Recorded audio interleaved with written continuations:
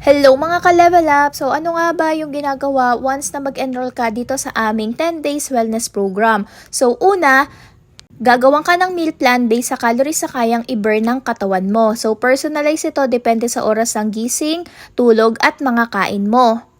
Number 2, may daily weight monitoring tayo para malaman natin kung ano ba yung food na mahihiyang sa katawan mo. And number 3, susulat ka ng mga kinakain mo every single day para malaman mo kung ano yung program na hihiyang sa'yo. And then, yung tatlong product na ito yung isoserve sa'yo. So, ano-ano nga ba ito? So, number 1, we have the aloe.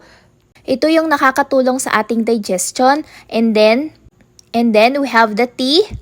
So, ito yung nakakatulong sa ating metabolism or yung sa panunaw natin, energy booster at antioxidant siya. And then, last but not the least, our meal replacement shake, which is high protein but low calorie.